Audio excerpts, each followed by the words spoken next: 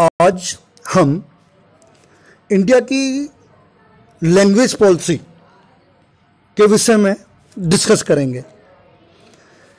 Language policy एक important part है Indian federation का। यदि हम क्वेश्चन करते हैं कि what is the national language of India, Bharat की राष्ट्रीय भाषा क्या है, तो 90% लोगों का आंसर होता है हिंदी। शायद आप भी यही सोच रहे होंगे कि Hindi is our national language, लेकिन ये बात सत्य नहीं है। इंडिया में किसी भी भाषा को कॉन्स्टिट्यूशन नेशनल लैंग्वेज का दर्जा नहीं देता है। हाउ लैंग्वेज पॉलिसी में no national language of India, our constitution doesn't recognize any language as national language. Only Hindi and English are the official languages of India according to the constitution. किसी भी भाषा को हमारा कॉन्स्टिट्यूशन राष्ट्रीय भाषा का दर्जा नहीं देता है, केवल वो हिंदी और इंग्लिश को ऑफिशियल लैंग्वेज का दर्जा देता है। और कॉन्स्टिट्यूशन में यह भी लिखा हुआ था कि 15 ईयर्स बाद, यानी कि कॉन्स्टिट्यूशन लागू होने के 15 ईयर्स बाद, इट मीन्स इन 1965 इंग्लिश का जो यूज होगा ऑफिशियल लैंग्वेज के रूप में वो बंद कर दिया जाएगा और हिंदी केवल ऑफिशियल लैंग्वेज रह जाएगी। किंतु 1965 के करीब साउथ इंडिया में इंग्लिश के सपोर्ट में बहुत ज़्यादा आंदोलन हुए, भूख हड़तालें हुई और एक व्यक्ति तो भूख हड़ताल में मर भी गया, जिसके बाद भारतीय सरकार ने इंग्लिश को कंटिन्यू रखा और इंग्लिश को बंद नहीं किया। तो आज भी इंग्लिश और हिंदी हमारी ऑफिशियल लैंग्वेज हैं।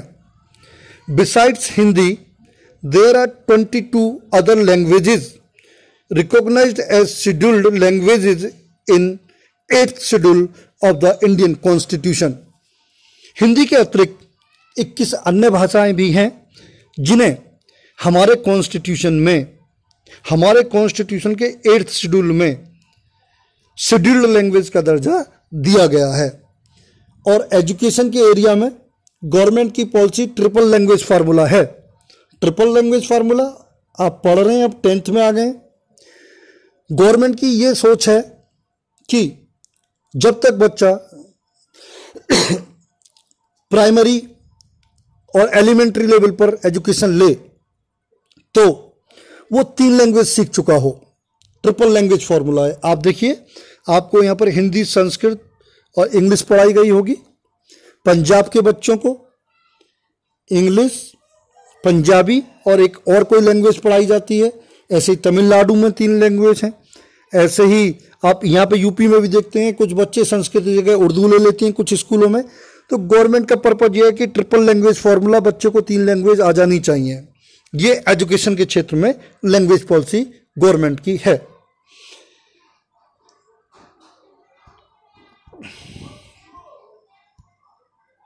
अब देखिए, जो कॉन्स्टिट्यूशन में जिन्हें शेड्यूल्ड लैंग्वेज का दर्जा दिया है वो 22 लैंग्वेजेस हैं। इन 22 लैंग्वेजेस को आप देख सकते हैं: आसामी, बंगाली, बोडो, डोगरी, गुजराती, हिंदी, कन्नड़, कश्मीरी, कोंकणी, मैथिली, मलयालम, मणिपुरी, मराठी, नेपाली, उड़िया, पंजाबी, संस्कृत, संथाली, सिंधी, तमिल, तेलुगु और उर्दू हैं। इन लैंग्वेज को शेड्यूल्ड लैंग्वेज बोला जाता है। और केवल ये 22 भाषा ही नहीं, भारत में लगभग 1500 भाषाएं बोली जाती हैं, लेकिन उनको ग्रुपिंग कर 22 भाषाओं को उनमें से शेड्यूल्ड लैंग्वेज का दर्जा दिया गया है। अब हम देखेंगे कि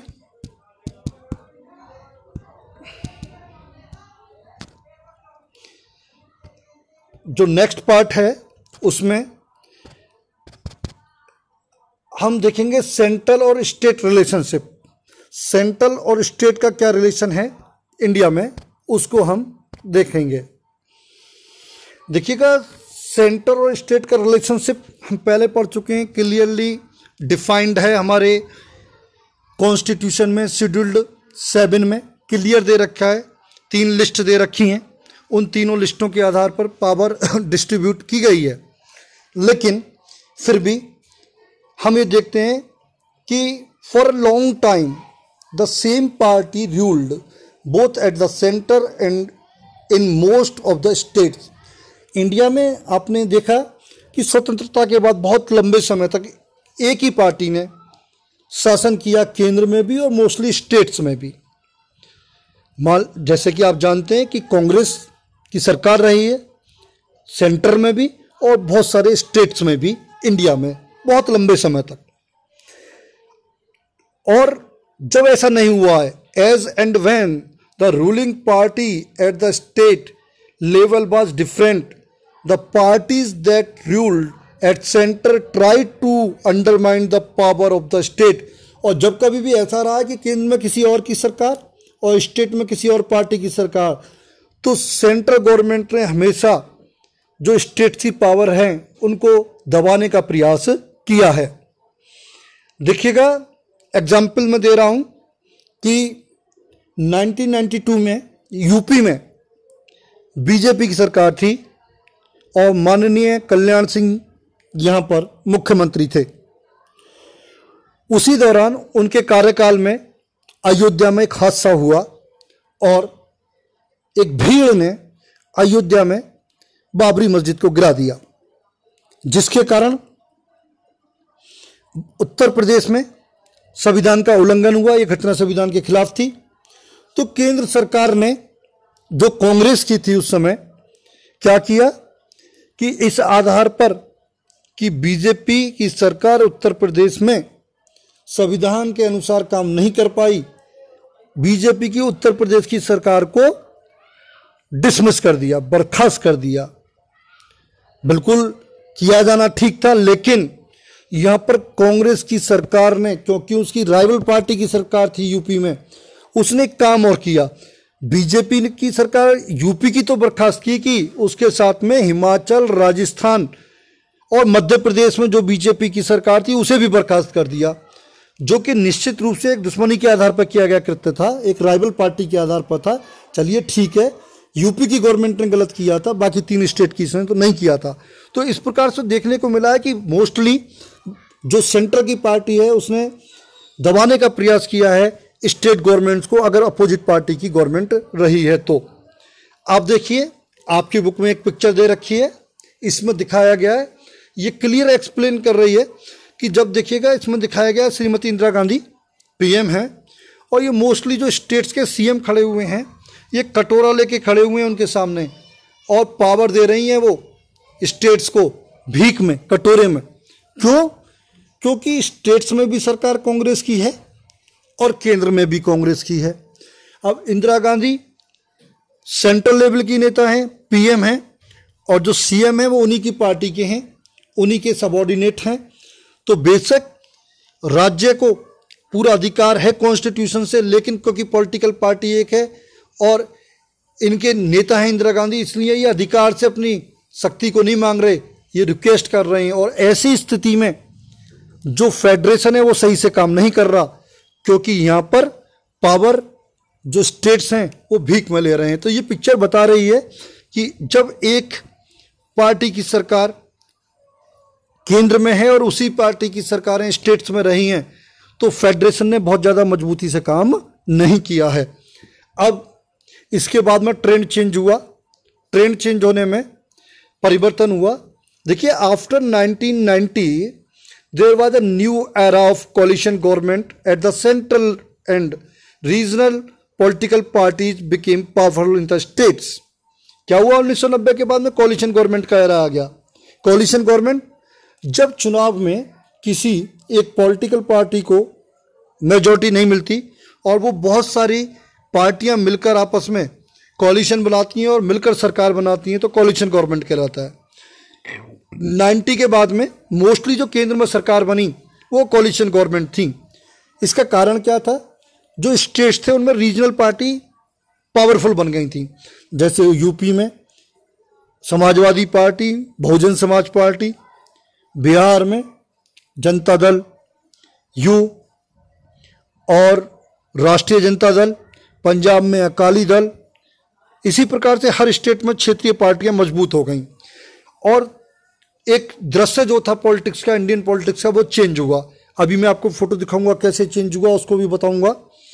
और दूसरा एक बात और हुई कि the supreme court's judgment made it difficult for central government to dismiss state governments in a arbitrary manner.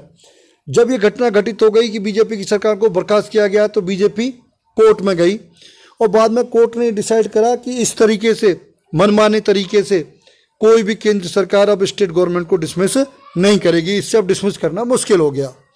अब मैंने बताया कोलिशन गवर्नमेंट बनी तो दृश्य इस प्रकार का हो गया। देखिए अटल बिहारी वाजपेयी पीएम है और साथ में उसी सीट पर बाकी सभी बैठे हुए हैं, चंद्रबाबू नायडू और अन्य नेता, सभी आपको उनकी शक्लें इस फोटो में दिख रही होंगी। अब है क्या, सरकार कैसे बनी है केंद्र में? किसी को मेजॉरिटी नहीं है, ये रीजनल पार्टीज ने सीटें जीती हैं लोकसभा में और इन्होंने सपोर्ट किया है बीजेपी को, एनडीए बना है और एनडीए ने मिलकर सरकार बनाई। ये सारी पार्टियां केंद्र की सरकार में भी शामिल हैं। अब दृश्य बदल गया। पहले जब एक ही पार्टी सरकार थी तो हम देख रहे थे स्टेट भीख मांग रहे थे पावर के लिए, लेकिन अब भीख नहीं मांग रहे, अपना ऑर्डर भी चला रहे हैं कि हमें ये चाहिए।